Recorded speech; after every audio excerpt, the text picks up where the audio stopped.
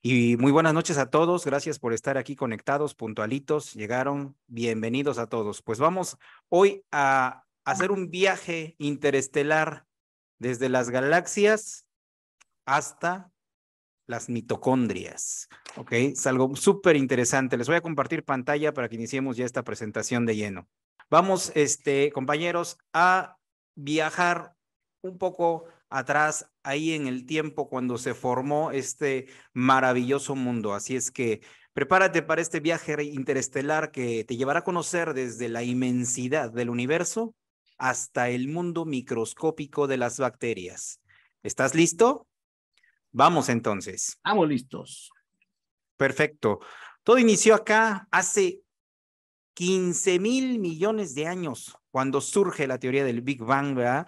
Cuando un átomo formado de mucha energía se concentra y explota hacia el universo, lanzando materia cósmica hacia todos lados. Esto es energía que empezó a salir desde entonces. Posteriormente, hace aproximadamente 13,61 miles de millones de años, ¿qué pasó? Simple y sencillamente se empezaron a formar galaxias tan importantes como esta, nuestra vecina, más bien la galaxia donde estamos ahorita, que es la Vía Láctea. Vean qué hermosa es. De ahí viene otra formación de diferentes galaxias como esta que vemos hace 10,000 millones de años, Andrómeda. Posteriormente a esto se formó este lugar tan maravilloso que es prácticamente el sistema solar, donde habita precisamente este planeta tan hermoso que es de donde vivimos hace 5,000 millones de años.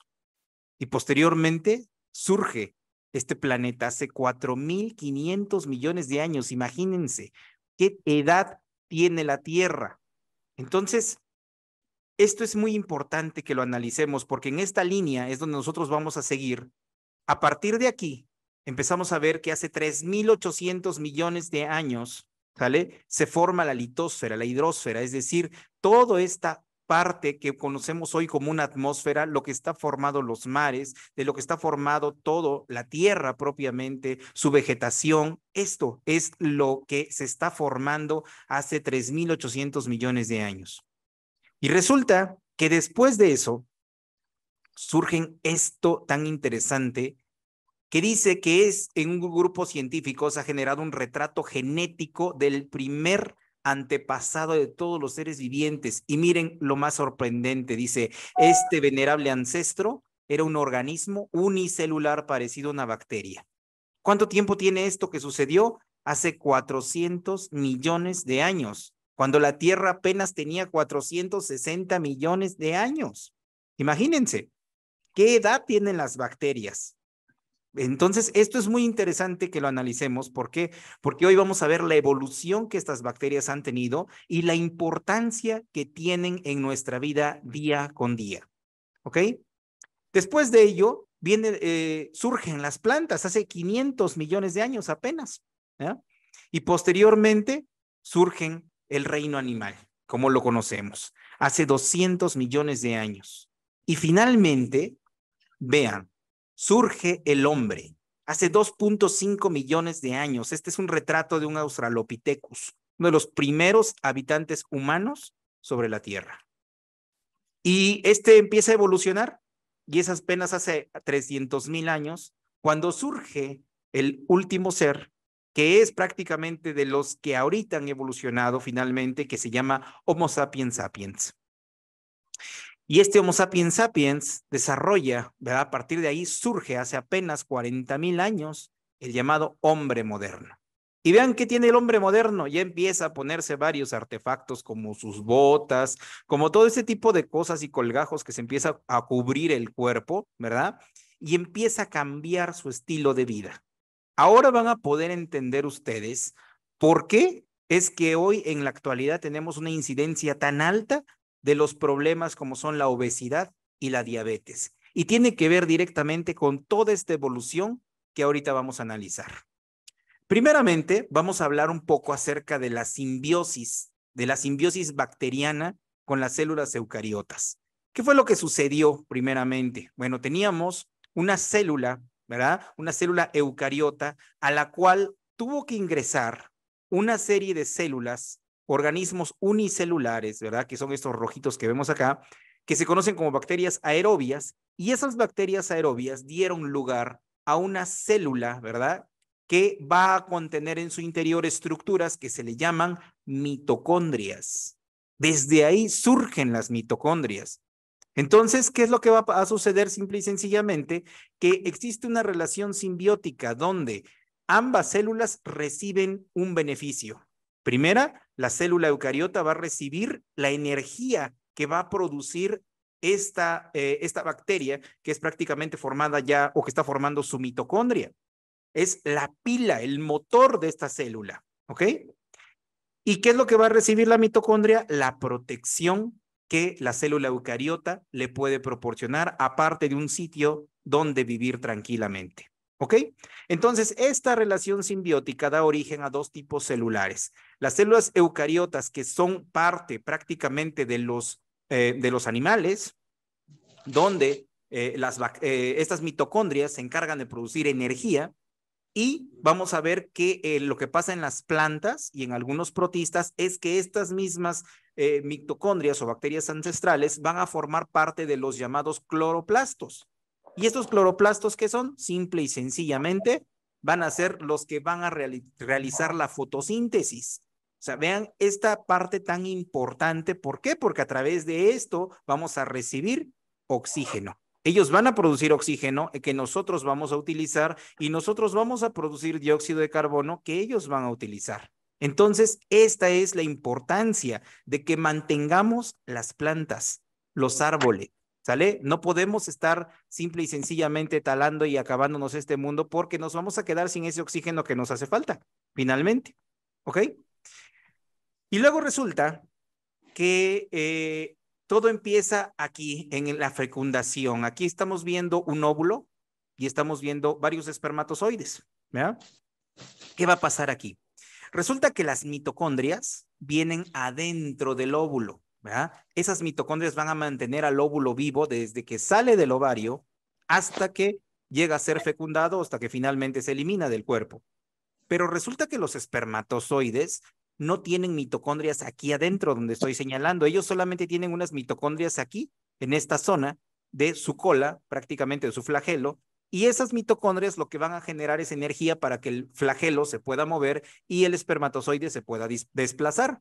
Pero una vez que este espermatozoide llega a reunirse con el óvulo para fecundarlo, lo que va a ocurrir simple y sencillamente es que todo prácticamente esa envoltura en la que el espermatozoide va, se queda fuera. Solamente se permite la entrada al núcleo. Esto explica por qué las enfermedades mitocondriales son de herencia materna específicamente. ¿Ok?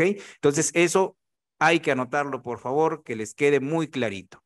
Y cuando tengo una herencia materna de mutaciones con el ADN mitocóndrico, ¿qué va a suceder? Mira, aquí yo tengo una célula que tiene algunas mitocondrias que están mutantes, que están afectadas, que ya tienen algún problema metabólico y entonces están disfuncionales. ¿Qué pasa cuando esta célula mutante es el 80% de mitocondrias afectadas y se une con un espermatozoide, sin importar si el espermatozoide venga afectado o no? Simple y sencillamente lo que va a suceder es que un hijo va a salir con una enfermedad severa. ¿Por qué? Porque ya tienes una cantidad de mitocondrias completamente afectadas, un 80%. Cuando disminuye la cantidad de mitocondrias afectadas, y esto solamente es el 50%, entonces hay una probabilidad de que tu hijo nazca con una enfermedad leve. Y cuando tienes solamente el 20% de una mitocondria mutante, una mitocondria disfuncional, pues la probabilidad es que el hijo puede salir sin ninguna enfermedad. Por eso es tan importante que desde ahorita empecemos a manejar estos conceptos. ¿Por qué? Porque a partir de aquí nosotros deberemos de entender que si yo tengo una mujer que le estoy cumpliendo antojitos cuando está embarazada, lo único que estoy favoreciendo es que tenga estas mitocondrias mutantes y disfuncionales. ¿Qué va a pasar entonces con sus hijos? ¿Sí? Lo que va a suceder simple y sencillamente que vamos a transmitir esa herencia y por lo tanto vamos a tener personas o pacientes enfermos. ¿Por qué? Porque desde el vientre materno ya se están generando esas alteraciones mitocondriales que se van a transmitir de generación a generación. Imagínate que no solamente tengo una más paciente que en este momento está embarazada. Bueno, está embarazada, ya está afectando primeramente a su segunda generación, que es el hijo que viene adentro. Pero también afecta a la tercera generación, es decir, que ya se están alterando los genes y los óvulos que se encuentran en los ovarios de la bebé que está adentro del vientre materno. Eso es lo importante que debemos entender porque esa es la cadena que debemos de cortar de tajo. Ahí es donde está el secreto del control de las enfermedades mitocondriales. ¿Ok? Y una vez que tú desarrollas una enfermedad mitocondrial, puedes desarrollar problemas cardíacos en los ojos, en el hígado, en los riñones, en el páncreas, como la diabetes, en la sangre, en el oído, en el colon. Puedes desarrollar problemas cerebrales, ¿sí? En el músculo. Entonces, imagínate, o sea, la mitocondria está en todos lados de tu organismo. Entonces, por lo tanto, si tú tienes mitocondrias disfuncionales, simple y sencillamente que todos tus órganos van a empezar a fallar. Y eso es justamente lo que no queremos. ¿Ok? Ahora bien, la microbiota y el microbioma materno-fetal. Un término que debemos de entender claramente. ¿Sí? Así, es así como se forma un ecosistema entre el hospedero, que sería el binomio materno-fetal, es decir, estas dos personitas que están acá, y la relación que se encuentra con ecológica, con su microbiota, con todas las bacterias, ¿sí? Y la expresión genética de estas bacterias. Entonces, esa expresión genética se le va a conocer como microbioma. Eso es algo muy importante. Entonces, yo tengo bacterias en donde prácticamente en mi intestino, la mujer en el cervix, en la vagina, en la placenta, en el útero, todo donde hay mucosas, en la piel, va a haber una cantidad, un tipo específico de microbiota. Y todos los genes de todas esas bacterias que tienes en el organismo van a formar parte de tu microbioma. Y eso va a representarte, eso va a ser algo que es como si fuera una huella digital que traes. Puede ser inclusive diferente aún en gemelos idénticos, ¿sí? Puede ser diferente. ¿Por qué? Porque de alguna manera cada uno se expone a cosas diferentes, aunque vivan en un mismo ambiente. Ahora bien, este ecosistema normalmente es simbiótico. ¿Eso qué significa? Pues que se van a ayudar, que se van a estar apoyando, ¿verdad? Y que los dos integrantes van a recibir un beneficio. Yo le doy protección a las bacterias, le doy de comer a las bacterias luchan como defensas, ¿para qué? Para que no me invadan algún tipo de organismo, algún agente patógeno, o bien van a ayudar a controlar los procesos inflamatorios, los procesos de absorción. Todo eso está regulado precisamente por esa microbiota, ¿ok? Por eso es tan importante cuidarla. Sus alteraciones, por supuesto, van a causar anomalías y por lo tanto enfermedades. Muy bien. Ahora, la colonización de la microbiota, ¿desde dónde empieza? ¿Desde cuándo te empiezas a poner en contacto con los bacterias? Desde que estás en el interior prácticamente de tu mamá, en el vientre materno. ¿Por qué? Porque ahí tenemos líquido amniótico que también va a tener microbiota. La placenta va a tener un tipo de microbiota. El intestino materno que está inmediatamente atrás está en contacto, ¿verdad? Y entonces también va a ser una microbiota a la cual te vas a estar prácticamente poniendo en contacto y esa microbiota va a contribuir al desarrollo de tu microbiota prenatal, es decir, antes de que nazcas. Ahora bien, esto también puede influir directamente en el desarrollo del embrión y del feto. Pues hasta ahí es tan importante que la embarazada no esté disbiótica, porque si la embarazada está disbiótica, también voy a tener un niño evidentemente disbiótico. Todavía ni siquiera prueba las hamburguesas y ya es disbiótico, imagínate. Qué importante es esto. Y luego resulta que tienes mecanismos generadores de disbiosis. Esos mecanismos tienen que ver directamente con que existen alteraciones en la microbiota postnatal temprana, que puede ser el contacto entre la madre y el recién nacido.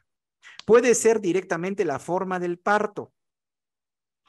También incluye donde nace, ¿no? No es lo mismo que nazca en una sala de hospital, y directamente en una sala de partos, ya con todas las instalaciones adecuadas, limpias, sanitizadas y todo, a que nazca en el taxi, a que nazca en el autobús, a que nazca en la cama. Son microbiotas distintas a las cuales el niño se va a exponer y por lo tanto eso va a tener un impacto.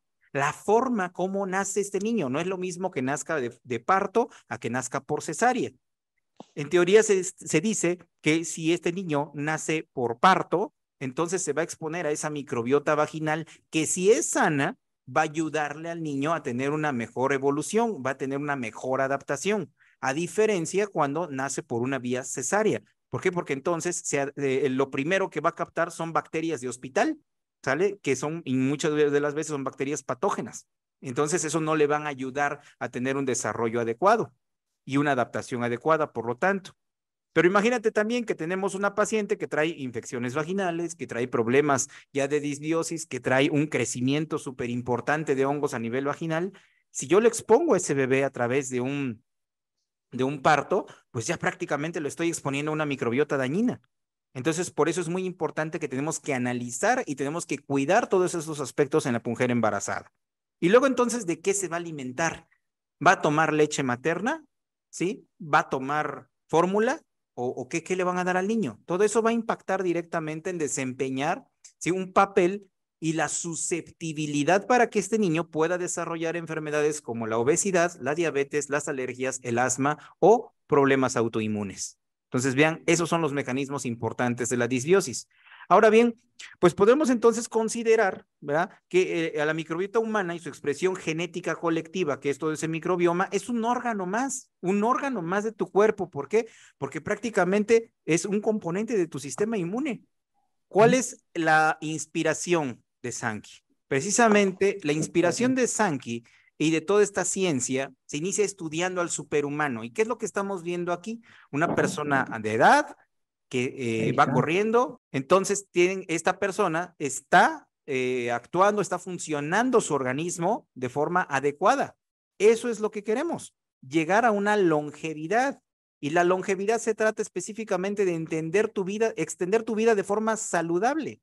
Es algo que a muchos les da miedo, definitivamente. ¿Por qué? Porque lo que tenemos de realidad en nuestro país y en el mundo, ¿qué es? Simple y sencillamente esto. Tenemos pacientes que dependen de un bastón, que dependen de una silla de ruedas, que muchas de las veces ya no están con la conciencia lúcida. Muchas de las veces también estamos viendo que estos pacientes ya están en una sala de hospital, que tienen una polifarmacia y tienen que estar dependiendo de los fármacos. Eso es justamente lo que espanta, eso es lo que no queremos y lo que Sankey está tratando de hacer y de cambiar esta historia. ¿Ok? ¿Qué entendimos a través de este estudio? Entendimos que la obesidad no simplemente es lo que se logra ver. La obesidad va más allá prácticamente de lo visible, que es lo que a veces, muchas de las veces nos preocupa a nosotros, que se nos vea la lonjita, que si me veo bien, si me veo mal. Y muchas de las veces vienen los pacientes y me dicen, ¿sabes qué? Pues yo quiero que me hagas una liposucción, una lipoescultura y con todo gusto se la hacemos. Pero la pregunta es, ¿eso va a mejorar las condiciones de salud de la paciente? ¿Eso va a evitarle el desarrollo de una diabetes? Definitivamente no. ¿Sí? Aquí lo importante es específicamente ver que la obesidad tiene que ver con un síndrome metabólico, con una resistencia a la insulina, y que eso finalmente te va a causar una inflamación que te va a llevar a una diabetes y que por lo tanto te puede llevar a tener complicaciones cardiovasculares muy importantes. ¿Ok? Entonces, lo que tenemos que enfocar y lo que nosotros en Sankey nos enfocamos es en analizar el origen del problema.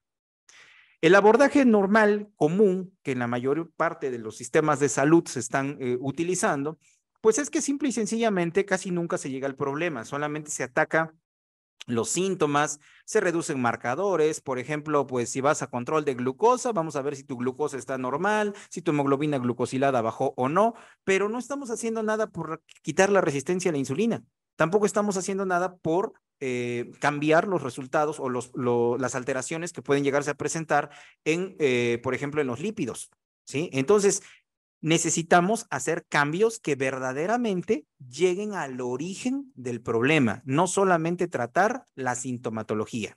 ¿Ok? ¿A qué conclusión llegamos? Bueno, pues concluimos que el microbioma y la microbiota son los cuidadores de la puerta. Simple y sencillamente van a ser esos guardianes, esos policías que tu organismo va a estar cuidando prácticamente. ¿Para qué? Para que el impacto que tiene el organismo va a ser cuidar, evitar que se desarrollen las enfermedades crónicas. ¿Sí? Y de eso es lo que estamos hablando. Si estos guardianes fallan, si estos dejan entrar agentes que van a dañar tu organismo, simple y sencillamente vas a inflamarte. Y al inflamarte de forma crónica, vas a terminar llegando a una enfermedad crónica, desde la diabetes, de la hipertensión hasta el cáncer. ¿Ok? Entonces, eso es algo muy importante. Y en eso precisamente es que se basa la eficacia de Cronuit. El día de hoy, todos estos que les he presentado, es específicamente para que analicemos cuál es el efecto que Cronuit tiene en nuestro organismo. Entonces, su eficacia se está basando precisamente en cortar ese círculo vicioso de inflamación que inicia en tu tejido adiposo, ¿sí? Así como en la poca modulación de la microbiota intestinal. Y esta palabra, escúchenla bien y grábensela bien. Estamos hablando de modulación. No estoy hablando de destruir una microbiota, no estoy hablando de matar. Estoy hablando simple y sencillamente de modular, de regular la cantidad, ¿sí? De agentes que están viviendo prácticamente en mi organismo, ¿sí? Entonces, el problema surge precisamente porque no hay una modulación y entonces empieza a haber un desbalance entre las bacterias que existen. Y entonces eso termina generando una enfermedad crónico-degenerativa. Entonces, Cronuit, ¿qué hace? Bueno, pues lo que hace simple y sencillamente es atender el desbalance de la microbiota del intestino. Y por eso es tan importante implementarlo directamente en nuestro tratamiento. Ahora, cuando nosotros vemos esta parte de la obesidad, vamos a ver que la obesidad es una causa de diabetes mellitus y enfermedades cardiovasculares, porque es algo muy importante entender. Ya tienes un genotipo que está susceptible, es decir, tus genes ya están dañados, ya les pusieron una banderita por ahí de que son pacientes que van a poder desarrollar una enfermedad crónica, y a eso le agregas una excesiva cantidad de nutrientes. Y a eso le agregas que no haces ejercicio, que no te mueves, que tienes una actividad sedentaria. ¿Qué es lo que va a suceder? Simple y sencillamente van a haber alteraciones, ¿verdad? En la membrana, alteraciones de la distribución de la grasa corporal, va a haber depósito de depósito graso miocelular, es decir, en lugar de que tus músculos tengan proteínas, van a tener más grasa. Y entonces vas a tener también el desarrollo de mayor cantidad de grasa visceral.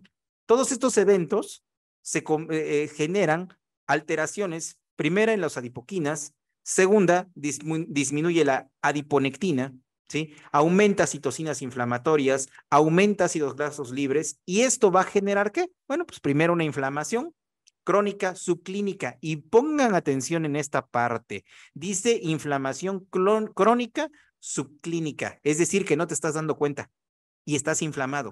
O sea, muchas personas creen que están bien, creen que están sanas, y sin embargo, cuando les hacemos un estudio de capilaroscopía, nos damos cuenta que están terriblemente inflamadas, ¿ok? Porque eso es una fase subclínica de la enfermedad. Posteriormente viene una resistencia a la insulina, y esto te induce también al desarrollo de una disfunción endotelial, es decir, de las capas que forman internas que están formando nuestras venas y arterias. Todo esto se conjunta para dar lugar al llamado síndrome metabólico, que finalmente desencadena en diabetes tipo 2 y enfermedad cardiovascular. Y si no sabemos, por si no lo sabemos, las enfermedades cardiovasculares pues son efectivamente la primera causa de muerte a nivel mundial. 9 de cada 10 de las personas en el mundo que en este momento estamos gozando de esta vida hermosa, pues dice que en los próximos 10 años la estadística que sufriremos algún evento cardiovascular. Y eso es algo muy importante que debemos de cuidar. Y entonces, resulta que la diabetes y la obesidad son el resultado de la evolución humana. Vean a este hombre primitivo, ¿a qué se dedicaba? O sea, a la caza, a la recolección, ¿verdad? Y entonces, al tener que cazar, imagínense, cazar ese mamut que viene tan enorme y que ya viene enfrente de ti, necesitarías mucha fuerza. Y para tener mucha fuerza necesitarías mucha energía, ¿verdad? Entonces el hombre empezó a desarrollar una capacidad de producir y de almacenar mucha energía en su organismo. Y entonces se encarga de este tipo de actividades y entonces lo gasta la energía y no hay mayor problema. El paciente, el hombre sigue sano. Pero ¿qué pasa cuando empieza a sofisticarse, cuando empieza a establecerse, cuando ya empieza a ponerse una casa, cuando ya empieza ya no a dedicarse solamente a la cacería y ya le baja nada más al tema de la recolección, empieza a cultivar, empieza a domesticar animales? Entonces, ¿qué va a pasar? Simple y sencillamente, ese exceso de energía que él estaba acostumbrado a gastar ya no la va a gastar. Y al no gastarla, simple y sencillamente empieza a acumularse. Lo peor del caso sucede cuando cambiamos esto por esto. Y entonces empezamos ya a utilizar la comodidad, el sedentarismo, ¿verdad? Cambiamos la flecha por el control del televisor, ¿sí? Cambiamos a hacer actividad física por el control del televisor y entonces empezamos a tener una vida sedentaria. Ahí es donde está el problema. Y si a esto tú le agregas el que tienes un trabajo y donde en el trabajo comes lo que puedes, comida chatarra principalmente, a la hora que puedes, entonces ahí empieza tu disbiosis. Y si eso le agregas que tu trabajo requiere o te genera estrés, y aparte del estrés, todavía, pues empiezas a tener una dieta desbalanceada e inadecuada, pues definitivamente terminamos en esto, en lo que es la obesidad propiamente dicha. Y de aquí vamos a partir hacia cualquier otra enfermedad crónica. Te voy a poner aquí esta evolución que es muy importante que analicemos. Desde el siglo XV, imagínense, se hizo ya antes de Cristo, se hizo alusión a la diabetes. Entonces, desde aquí ya en un papiro egipcio, el papiro de Eber, se describen algunos síntomas que podrían corresponder con la diabetes. Pero es hasta 1679 cuando Tomás Willis dice que se refiere, él prueba la orina de sus pacientes, ¿verdad? Y entonces se da cuenta de que el sabor de esa orina es dulce. Ahí es donde surge el término mellitus. ¿Por qué? Porque dice que es sabor a miel y efectivamente, aunque suene asqueroso, probaban la orina. ¿Ok? Entonces, pero es hasta prácticamente el siglo XVII, Tomás Schiederman, perdón, especula que la diabetes tenía que ver con una enfermedad sistémica de la sangre, ¿sí? Y que tenía que ver con que en la digestión fuera defectuosa y que empezabas a excretar algo a través de la orina que correspondía a tus alimentos y era pues prácticamente lo dulce de la glucosa. Pero todavía pasa más tiempo hasta la mitad del siglo XIX, ¿sí? Cuando Bouchard señala la importancia de la obesidad y de la vida sedentaria en el origen de la diabetes. Hasta ahí ya empezamos a pensar que ya probablemente tenía algo que ver la obesidad. Pero vean, desde este punto hasta 1921 es cuando se logra el primer tratamiento para la diabetes, que es la insulina. ¿Sí? Se logra aislar en 1921, pero es hasta 1922 cuando se aplica la primera inyección de insulina en el humano. Y desde 1921 pasan ¿cuántos años? Hasta 1957 para que aparezca la metformina. Empieza a hacer tratamiento de la diabetes tipo 2 en 1957 en Europa y hasta el 95 en Estados Unidos. Y resulta que en 1990 apenas surge otro fármaco, ¿sí? Que tiene que ver con los inhibidores de las glucosidasas, que se llama acarbosa. Seguramente algunos de las personas que están conectados o tienen familiares conectados que consumían ya sea metformina, insulina o acarbosa. Bueno, la idea de presentarles esta evolución no es precisamente de que se la aprendan ni de que sepan ni de hablarles de cómo evolucionó los medicamentos de la diabetes. El objetivo que tengo con esto es específicamente mostrar que hay mucha diferencia entre la aparición de un tratamiento y el otro, ¿ok? Y de ahí hacia el otro. Y de ahí hasta la actualidad tenemos un acervo pues aceptable de fármacos, pero resulta que ya tenemos algo más grave. Resulta que la evolución de la microbiota es más sofisticado y rápido que genera resistencia a los fármacos. Y en la actualidad podrás estar viendo seguramente que habla mucha gente de la resistencia a los antibióticos, generalmente por las bacterias. Pero ¿qué creen? Resulta que están generando una resistencia a los medicamentos para el tratamiento de la diabetes. Algo muy importante. Y algo que deben conocer es que nuestro microbioma evoluciona 3 veces por segundo. Imagínate. Y el 8% de nuestro ADN humano viene de virus y de bacterias. Entonces, imagínate cómo este microbioma, cómo esta expresión genética va a estar cambie y cambie y cambie segundo a segundo, minuto a minuto, día con día. Y no va a estar esperando hasta que traigas un nuevo fármaco después de 30, 40 años. ¿Para qué? Para que puedas ver cómo está evolucionando, ¿verdad? Vamos a ver qué tanto tiempo lo vamos a dejar para que tenga una acción sofisticada. Entonces es algo súper importantísimo. Entonces, ¿qué creamos en Sankey? En Sankey hemos encontrado la forma simple de modular la microbiota sin efectos secundarios. Lo que conocemos en la actualidad son antibióticos. Y cuando hablamos de antibióticos, estamos hablando de fármacos que están, dice, antibióticos contra la vida, ¿verdad? Entonces van a matar bacterias, van a matar organismos de nuestro organismo. Pero esos microorganismos que están adentro de mi organismo tienen una función específica y si yo los mato simple y sencillamente, voy a generar un desbalance en la microbiota. Entonces, eso es lo que me va a generar enfermedad. Lejos de que me cure, me beneficie, puedo yo generar con este mismo tipo de tratamientos que obtenga yo una disbiosis y finalmente termine enfermo. ¿Ok? Entonces, estamos hablando de billones de colonias que están en los intestinos. ¿Sí? Y una fuente del problema es que hay disbiosis, lo que les acabo de mencionar.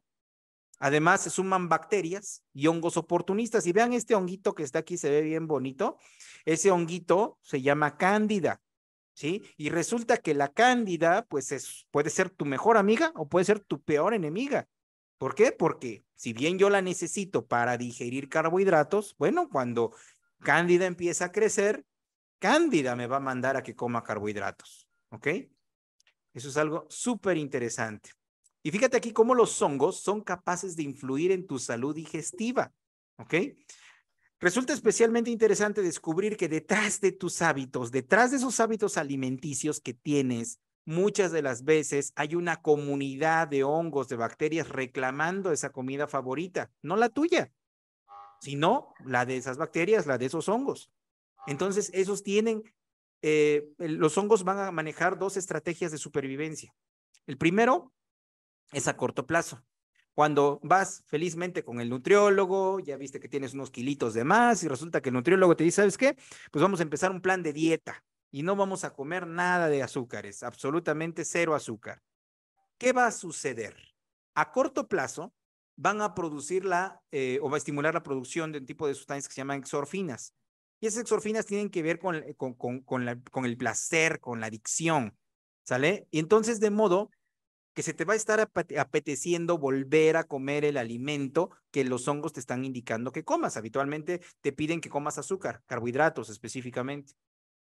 Y si tú resistes esa fase inicial a corto plazo y dices, no, yo sí me aguanto, no voy a hacer mi esfuerzo por no comer, bueno, pues va por las malas. Entonces, la segunda estrategia es generar sustancias tóxicas para que te sientas mal y entonces vas a terminar comiendo.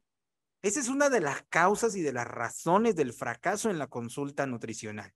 ¿Por qué? Porque muchas de las veces van los pacientes con los nutriólogos hacen muy bien su trabajo, les hacen muy bien sus dietas, unos planes de alimentación que digo, a veces los veo hacer unos planes que digo, híjole, se ve complicado, se ve que requiere ciencia estar haciendo ese tipo de planteamientos, pero resulta que tu paciente, pues sí, primero dijo, ok, sale, lo acepto, y resulta que el hongo lo domina y termina dejándote y ya no va a tu consulta, termina abandonando la dieta.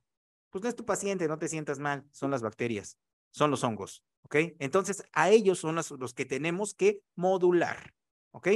Entonces uno de estos hongos principalmente es Cándida, del que les estoy hablando. Es interesante que ella en su evolución de Cándida es tan rápida, tan eficiente y tan dinámica que ahora vas a tener muchas clases de Cándida. Y resulta que estas clases de Cándida combaten los medicamentos, es decir, los neutralizan. Y neutralizan los medicamentos para los pacientes con diabetes. Entonces, imagínate qué va a pasar. Resulta que el paciente acude a su consulta mensual o bimensual con su médico y resulta que pues, te dieron tratamiento, vas tomando tu metformina, tu acarbosa o tu insulina y resulta que llegas con 300, 400 de glucosa. ¿Qué hacen los médicos? Pues no funciona. Tu tratamiento no está funcionando. ¿Qué estás comiendo? No, pues que pues, la dieta que usted me dio. Ah, bueno. Nosotros vamos a subirle al medicamento. Ya te aventaron 3 dosis de metformina con glibenclamida, una cada 8 horas. Ya te subieron de 40 a 50 unidades de insulina y aplícatelas. ¿Qué estamos generando, señores? Estamos generando más disbiosis. Estamos generando más daño prácticamente a mi paciente en vez de que esté mejorando. ¿Por qué? Porque simple y sencillamente, por más que le suba yo los fármacos, no voy a generar ningún efecto positivo. ¿Ok? Bien. Entonces, ¿cómo actúan los firmicutes? Bueno, dentro de nuestro organismo y de nuestro intestino, existen 2 tipos de bacterias, las buenas y las malas. Las buenas les vamos a llamar bacteroidetes. Las malas les vamos a llamar firmicutes. Pero bueno, aún siendo malas, son necesarias para tu vida, para tu organismo, porque van a encargarse de la digestión de ciertos alimentos. La realidad es que debemos tener una mayor cantidad de bacteroidetes y una menor cantidad de firmicutes. Resulta que los firmicutes se alimentan de carbohidratos, pero resulta que los firmicutes son súper inteligentes. Mira lo que hacen estas bacterias. Hacen que otras bacterias que también comen carbohidratos crean que son proteínas. Y entonces hacen que como resultado pues no comen y se mueren. Imagínate que estás en una colonia, una colonia de diferentes personas, diferentes tipos de personas, por ejemplo, una colonia en Estados Unidos, vas a encontrar anglosajones, vas a encontrar chinos, vas a encontrar australianos, mexicanos y de todo tipo, ¿verdad? Y entonces de repente resulta que todos quieren comer y tienen que comer, todos necesitan comer. Pero resulta que los más inteligentes, los más abusados, van a decirle a uno, ¿sabes qué? Esto no te lo puedes comer, esto está descompuesto. ¿Qué va a pasar el otro? ¿Qué va a hacer el otro? Simplemente ya no come, ¿sale? Se queda con hambre y finalmente se muere de hambre.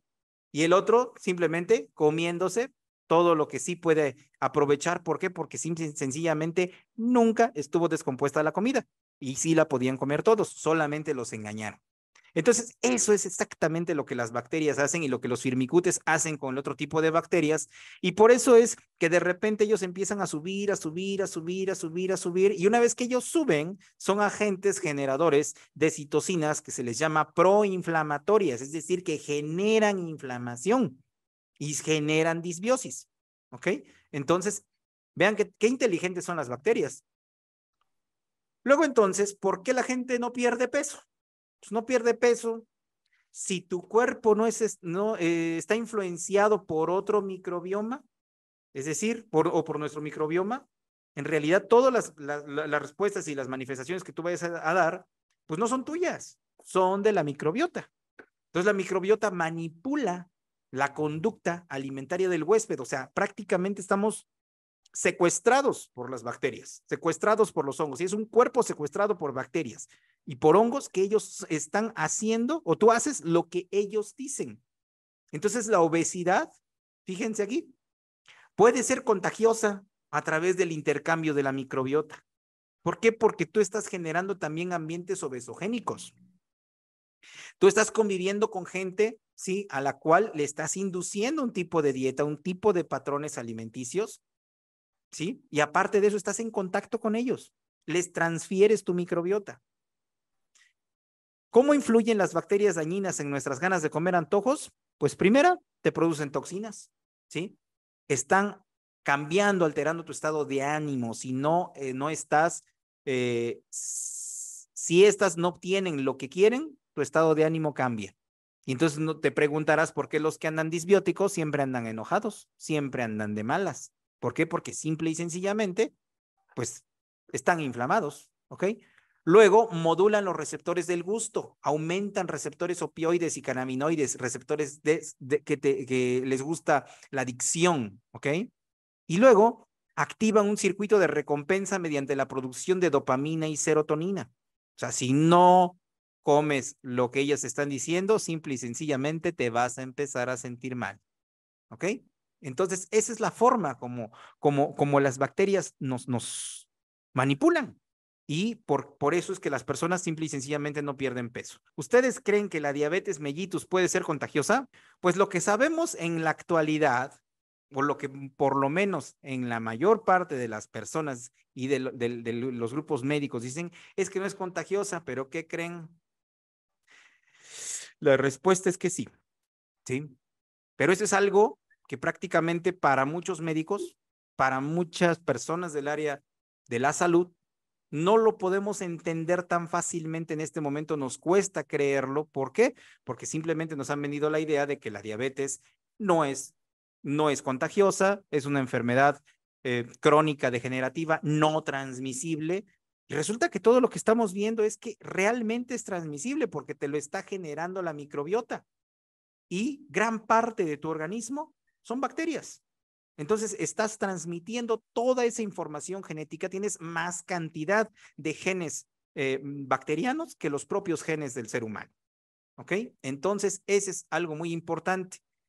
¿Y qué es lo que pasa? ¿Por qué es tan importante evolucionar y cambiar esta ideología que estamos manejando? Bueno, aquí hay una marca de enjuague bucal que se llama Listerine. Imagínense lo que Listerine hace, o sea, Listerine para que pueda tener una suficiente efectividad, necesita cambiar su fórmula 2 a 3 veces por año. Si no cambia su fórmula, sencillamente deja de ser efectivo. Y por eso ves ahí muchos colorcitos de diferentes tipos, no solamente son prácticamente sabores, algunos van a ser para la caries, algunos van a tener un cuidado específico, algunos para el sarro, algunos van a tener simplemente para ayudar a blanquear, pero todos van a tener una fórmula que de alguna manera va a tener que estarse cambiando prácticamente 2 a 3 veces por año. ¿Ok? ¿Qué es lo que hace Cronoid Fire? Bueno, el desarrollo de Cronoid Fire se basó precisamente en la solución. ¿Para qué? Pues para sincronizar esa microbiota, disminuyendo la patogenia y la patógena, microbiota patógena, y aumentando la microbiota benéfica. Entonces, eso es simple y sencillamente lo que hace. Entonces, ¿de dónde viene Cronoid? Bueno, Cronoid, su nombre viene de la cronobiología, del tiempo. Es prácticamente, nosotros tenemos ciclos biológicos que durante el día, durante las 24 horas del día, se van realizando de forma específica y algunas cosas se producen específicamente en ciertos horarios. Y se llama cronoid porque viene de cronos, tiempo, y nuit, noche, y porque es un nutracéutico que se diseñó precisamente para consumir durante la noche, antes de dormir, durante o después de la cena. ¿Ok? Pero durante la noche, generalmente entre las 5 y 8 de la noche, es interesante consumirlo en estos horarios. Ahora, ¿por qué? Porque Cronoid va a replicar, ¿sí? A través de una tecnología, ¿verdad? Que se llama ONR, va a replicar precisamente el ayuno intermitente, que es la solución que en Sankey se ha encontrado para esta modulación de la microbiota intestinal y de la disbiosis en general. Los métodos convencionales de un ayuno intermitente pues van a ser ayunos diarios de 16 o de 24 horas 2 veces por semana y pues la finalidad simple y sencillamente es matar de hambre a las bacterias dañinas, ¿sí? Que consumen mucho carbohidrato y eso permite el reequilibrio de la microbiota. Bueno, pues lo que Sankey Mayor hace y desarrolla con Cronoid es replicar precisamente ese ayuno. ¿Sí? ¿Qué va a hacer? Sincronizar nuevamente tu microbiota, matar de hambre a la microbiota dañina. Y aquí es el tema muy importante, por eso le estoy mencionando que se hizo para consumir de noche, 5, 8 de la noche. ¿Por qué? Porque son los horarios principales donde se secretan enzimas que favorecen la digestión de carbohidratos, ¿sí? Entonces esas enzimas se secretan en ese horario específicamente y lo que hace el Cronoid es evitar, ¿verdad? La producción de estas enzimas, ¿para qué? Para que los carbohidratos no se fraccionen, ¿sí? La alfa-amilasa y la alfa-glucosidasa simplemente dejan de funcionar y entonces el carbohidrato ya no se absorbe fácilmente. ¿Qué voy a pasar?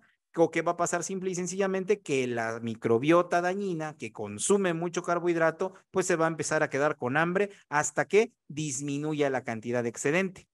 ¿Y luego qué va a pasar? Bueno, vamos a estimular a la microbiota benéfica, la que sí nos ayuda, la que nos genera procesos antiinflamatorios. ¿Ok? Esa es la solución. Y pues la génesis de Cronoid, pues lo que busca es modular a la microbiota durante la noche. Se trata de que durante esas 10 horas, ¿sí? Que vas a dormir durante la noche, que son las horas más tranquilas y calmadas, tu objetivo es que en ese momento se module la microbiota, es decir, que se quede más balanceada, que haya menos bacterias dañinas y más bacterias benéficas, ¿ok? Y para eso se suman precisamente estas tecnologías, que es ONR, que se suma al TOG y que utiliza precisamente un sistema de liberación avanzada, que es precisamente el sistema ADS, para poder distribuir todos los metabolitos, ¿verdad?, que Cronuit contiene y puedan llegar a tener una efectividad adecuada, lo que se espera prácticamente. Y pues en la génesis y en la investigación de Cronuit, pues ¿qué sucede? Simple y sencillamente que se utiliza una tecnología muy importante. Son ingredientes cultivados sin pesticidas. Eso es algo muy importante. O sea, no estamos hablando de que te hagas un tecito de té verde. Cuando estamos diciendo que tienes un componente de frijol, de olivo, de té verde, no estamos hablando específicamente de la planta en sí como tal, ¿sale? Estamos hablando específicamente de que se van a utilizar tecnologías que nos van a permitir a través de la fermentación, como es este que tenemos aquí, un bioreactor, un biofermentador, lo que va a obtener son metabolitos, metabolitos bioactivos formados por fermentación. O sea, no se trata de poner a hervir mi tecito y me lo voy a tomar y voy a tener todas las propiedades de té verde, porque inclusive hay una gran variedad de té verde, ¿verdad? De tipos diferentes, y cada uno de estos tipos va a poder producir algún tipo específico de metabolito, ¿ok? Y estos son los metabolitos bioactivos que contiene Cronuit. Algunos de ellos, tienen muchísimos más, pero para que los vean, este tipo de metabolitos, eso es precisamente lo que se utiliza de esas plantas de olivo, ¿ok? Entonces, no es la planta, no es el tecito de la abuela, ¿verdad? No es simple y sencillamente cualquier tecnología que pueda utilizarse para poder obtener un té, un producto que diga, no, pues este tiene té verde, te va a desinflamar, no. O sea, simple y sencillamente es una alta tecnología que es el lenguaje de la microbiota.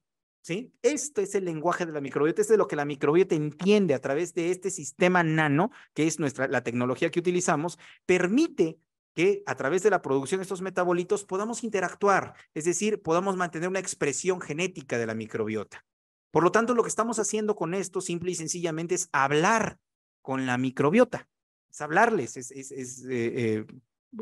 que la microbiota haga lo que nosotros queremos que haga específicamente. Ahora vamos a invertirla. Ya no es lo que ellos están haciendo. Ahorita nosotros hacemos lo que ellos quieren. Lo que nosotros tenemos que hacer es controlar, modular, y ahora nosotros vamos a controlar este sistema. Y eso es tan importante, esta tecnología es tan precisa, funciona tal y cual como si fuera un reloj suizo. ¿Qué es lo que estamos viendo ahí en la imagen? Un reloj suizo. ¿Y qué vemos de característica? ¿Qué tiene de diferente un reloj suizo, un reloj americano, un reloj mexicano? ¿Qué va a tener de diferencia? Simple y sencillamente la maquinaria, ¿sí? La maquinaria que tiene alta precisión, ¿ok? Y es precisamente la tecnología de Sankey la que tenemos con una calidad de reloj suizo que nos permite, ¿verdad?, tener una tecnología que nos ayuda a manejar una expresión genética de la microbiota. Eso es simple y sencillamente lo que hacemos. Ahora, ¿qué más va a hacer Cronuit? Te va a modular la inflamación del tejido adiposo. Acuérdense que al inicio estábamos hablando de esos procesos inflamatorios. Entonces, la inflamación inducida por la obesidad, ¿cómo se presenta? Bueno, la inflamación crónica en el tejido adiposo conduce a diferentes cosas. Primero, una resistencia a la leptina, ¿ok? La leptina es una hormona que va prácticamente a actuar como un inhibidor de que sigas comiendo, te va a indicar la saciedad. Y cuando se resiste a la leptina, imagínate, nunca vas a estar satisfecho de lo que estás comiendo. Entonces, eso es peligroso. ¿Por qué? Porque ahí viene, vas a querer comer y comer y comer. Luego entonces aumenta la expresión genética de la resistina, y esta resistina, imagínate, tiene que ver con el aumento en la producción de colesterol de baja densidad, que es el famoso colesterol malo en el hígado. Entonces, imagínate, eso conduce a que ese colesterol se esté acumulando en tus arterias. Aquí lo estamos viendo en esta imagen. Esta es la imagen de una arteria, y estas bolitas amarillas que estamos viendo se están metiendo al interior de la túnica vascular, y por lo tanto eso es lo que va a empezar a formar una estría grasa, ¿ok? Que termina rompiéndose, formando un ateroma y generando un infarto. Luego entonces aumenta la expresión genética de una molécula de adhesión celular vascular, que es la BCAM1. ¿Qué hace esta molécula? jalar plaquetas, adherir linfocitos, macrófagos, eosinófilos que van a terminar haciendo esta estría grasa. Aquí están, mire, vienen los macrófagos, empiezan a comer colesterol y se empiezan a hinchar hasta formar una célula cebada que finalmente ya no se puede salir de esa zona y empieza a engrosar la arteria hasta que se rompa. Por lo tanto, todos estos procesos van a generar un aumento de las enfermedades cardiovasculares y, en este caso, por el tema de pandemia, pues una mayor susceptibilidad, evidentemente, a desarrollar COVID-19. ¿Ok? Entonces, vean, esto es muy importante. Esto es lo que está generándote la inflamación del tejido adiposo. Ahora, Cronuit modula esta inflamación. ¿Cómo lo hace? Bueno, las antocianidinas inhiben la prostaglandina E2, el factor de necrosis tumoral alfa, que estos son factores inflamatorios, mediadores inflamatorios de nuestro organismo. El hidroxitirosol inhibe la expresión de los genes COX2, INOS2 o NOS2A, que es exactamente el mismo gen. ¿Y en qué tienen que ver? Bueno, pues resulta que la COX2 tiene que ver directamente con la angiogénesis tumoral, es decir, si te salió un tumorcito maligno, esa COX2 lo que va a hacer simple y sencillamente es llenarlo de venas y arterias, nutrir al tumor maligno para favorecer la diseminación. Y ahí es cuando tenemos el cáncer invasor. Y luego, ¿qué hace la otra, la INOS o NOS2? Pues tiene que ver directamente con la hipertensión, tiene que ver con la susceptibilidad a desarrollar diabetes mellitus 1 y que en ese paciente con diabetes mellitus 1 pueda desarrollar nefropatía diabética, mayor susceptibilidad a desarrollar Parkinson, también mayor susceptibilidad a desarrollar esclerosis múltiple, aunque es un tema que todavía está un poco en estudio, pero ya se está considerando. Luego de ahí tenemos el ácido carnósico que disminuye la inflamación mediante la activación de la vía NRF2. ¿Y qué hace esta vía? Simple y sencillamente algo muy sencillito, neuroprotección. Protege tu cerebro, protege prácticamente a todos los nervios, ¿sí? Tiene que ver activación de las vías que generan neuroprotección contra el cáncer, contra la toxicidad hepática, la inflamación, ¿sí? Entonces, ese es un problema muy importante que tenemos que atender. Y luego entonces, la inhibición de la inflamación por Cronuit Fire, ¿qué va a dar como resultado? Pues primero, un aumento de la sensibilidad a la leptina. Por lo tanto, va a disminuir la saciedad. Perdón, la saciedad va a estar funcionando de forma adecuada. Tú comes lo necesario y se va a bloquear prácticamente a nivel del hipotálamo. Y entonces dejamos prácticamente de tener hambre, dejamos de querer comer de forma ansiosa. Disminuye la resistencia a la insulina. Es algo maravilloso. ¿Por qué? Porque si atendemos esa parte, ¿cómo va a estar tu paciente en lugar de estarle metiendo mayor cantidad de medicamentos para la hipoglucemiantes orales o mayor cantidad de insulina? Pues definitivamente que va a mejorar. ¿Por qué? Porque entonces va a disminuir esa resistencia y la insulina se va a utilizar de forma más adecuada y la glucosa, por lo tanto, va a disminuir. ¿Ok? Luego entonces, ¿qué hace Cronuit? Cronuit biomimetiza el ayuno intermitente. ¿Qué significa esto? Pues que lo iguala, que lo replica, ¿ok? Y para esto utiliza, miren, es la modulación de la microbiota intestinal a través de este otro sistema. Hasta aquí hemos estado hablando primeramente del sistema ONR y ahora vamos a hablar del sistema TOG, ¿ok? ¿Y qué es el TOG? Simple y sencillamente es un sistema, ¿sí? Que nos habla del efecto termogénico de los polifenoles del té verde y que contiene catequinas, 5 catequinas principales. Catequina C, epicatequina EC, epigalocatequina EGC, epicatequina galato y la epigalatocatequina galato. ¿Ok? Entonces, parece un trabalenguas, pero esas son las catequinas que utiliza y que tiene Cronuit. ¿Y eso qué es? Bueno, fíjense que algo muy importante. Durante mucho tiempo se pensó que esas catequinas eran prácticamente antioxidantes. Las recientes investigaciones dicen que prácticamente estas catequinas funcionan como antibióticos.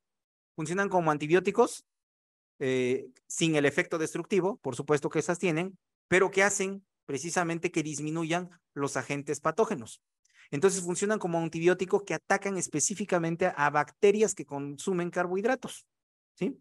Y este es precisamente el secreto de la longevidad y de la salud japonesa, pues el alto consumo del té verde, por supuesto, que le va a dar la oportunidad a este paciente, primero, de enfermarse menos y por lo tanto, Entre menos te enfermes, tienes mayor posibilidad de sobrevida, por lo tanto de ser más longevos y longevos saludables.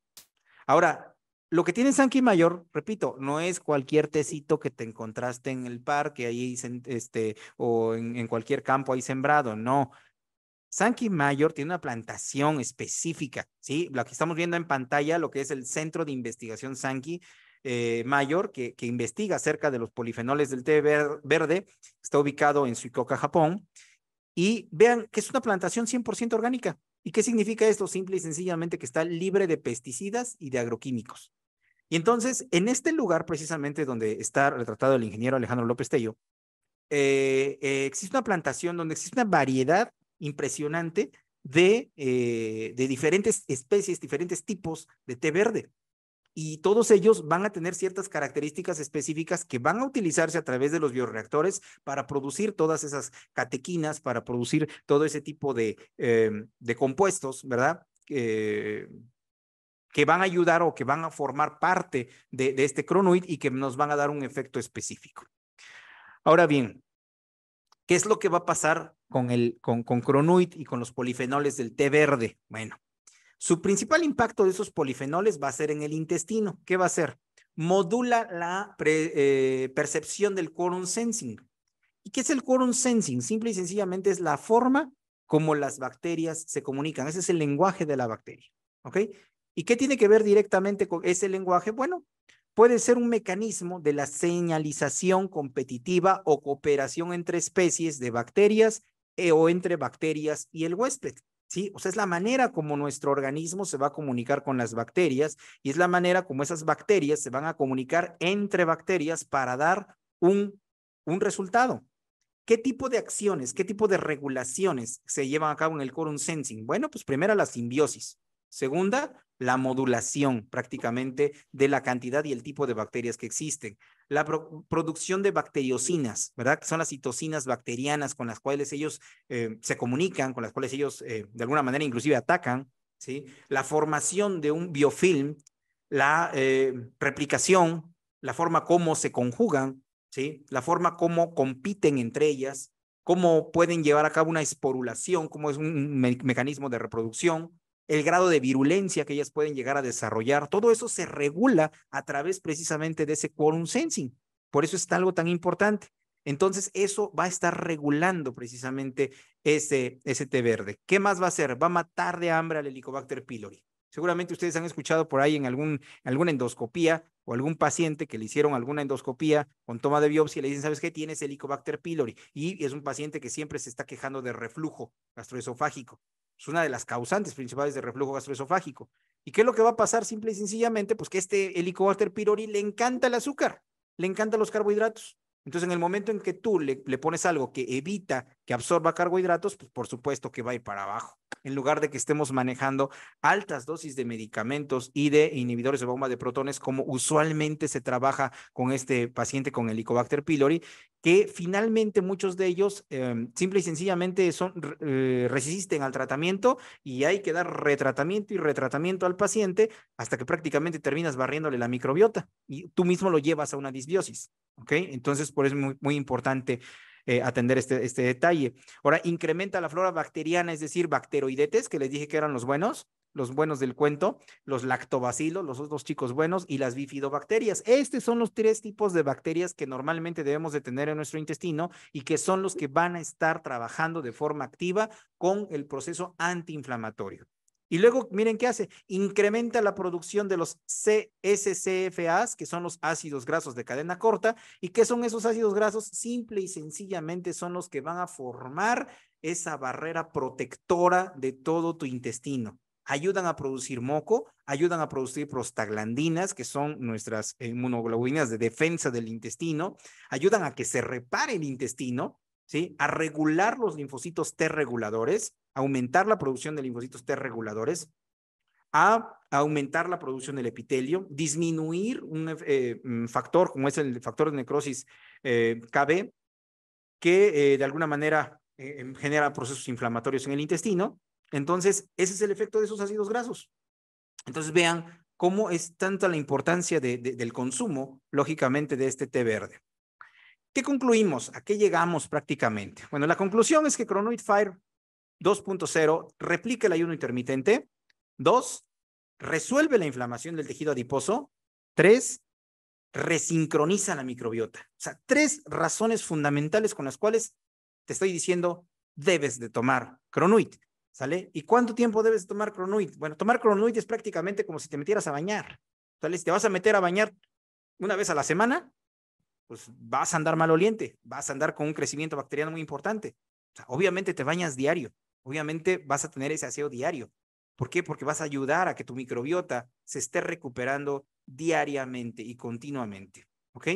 Entonces, pues nuestro deseo es que todos ustedes lleguen, y todos nosotros lleguemos, por supuesto, a esta edad, a una edad adulta, a una edad de más de 100 años, donde no te duelan las rodillas, donde no te duelan la espalda, la columna, la cintura, donde no tengas que valerte de un garrote, de una silla de ruedas para poder caminar, donde puedas ver con tus propios ojos, donde puedas disfrutar prácticamente los años de tu vida. Ese es el deseo de Sankey Mayor y diariamente se está trabajando. El doctor Bellido Ideas está muy comprometido con la salud de todos ustedes, de todos nosotros, y nos da lo mejor. Entonces, en nuestra empresa, lo único que vamos a encontrar y lo único que queremos es darle lo mejor a las personas y tenemos lo mejor para las personas. Por eso es tan importante que entendamos esta compañía, que entendamos realmente lo que estos nutracéuticos están haciendo con nuestro organismo, porque definitivamente todo esto que les acabo de mencionar es el futuro de la medicina. Entonces, pues les agradezco mucho por su atención. Les recuerdo que tu salud y la de tu familia es tu verdadera riqueza. Cuídala, ámala y disfrútala.